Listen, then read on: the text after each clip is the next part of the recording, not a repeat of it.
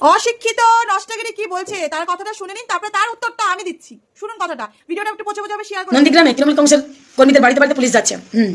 এইভাবে শুভেন্দু অধিকারীকে জেতানোর চেষ্টা চলছে। ভেবেছে তৃণমূল কংগ্রেসের কর্মীদেরকে, এই যে নরেন্দ্র মোদী বলে গেছে না, এই তৃণমূলের গুন্ডাদেরকে আত্মসমর্পণ করতে। যে রাজনৈতিক দলে সব থেকে বেশি গুন্ডা বাহিনী রয়েছে সেই রাজনৈতিক দলের হেভির নেতা বলছে তৃণমূল কংগ্রেসের কর্মীরা কি গুন্ডা বাহিনী।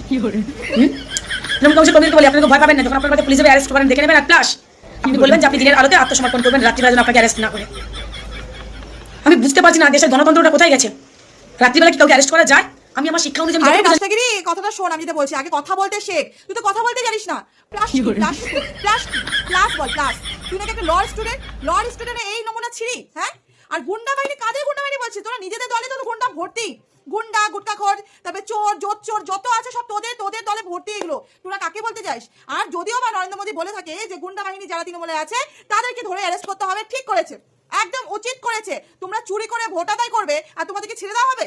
তোমরা কি ভেবেছো ছেড়ে দেওয়া হবে তোমাদেরকে? কোনোদিনও না।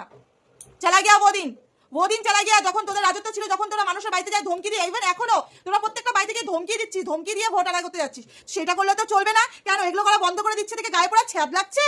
গায়ে পোড়া ছ্যাপ লাগছে যে গুন্ডাগিরি বন্ধ করে দিচ্ছে সেই জন্য? আরে এখনো অনেক কিছু হওয়া বাকি আছে, সবে তো শুরু, সবে তো কলি সন্ধ্যা, এখনো অনেক কিছু বাকি আছে। বুঝতে পেরেছিস? ভয় লাগছে না? ভয় লাগছে, ভয় লাগা দরকার, ভয়টা লাগা দরকার। তোদের মতো মানুষের ভয় লাগা দরকার। যারা চুরি করে না তাদের ভয়টা একটু লাগা দরকার। বুঝতে পারছিস? নষ্টাগিরি কোথাকার, এত বড় বড় ভাষণ ছাড়তে আসে। সবার প্রথমে তো বিজেপি জিতলে তোকে যদি এখান থেকে ওই পারে পাঠানো হয় সেই ব্যবস্থা বিজেপিকে বলবো করতে। অসভ্য অভদ্র মহিলা।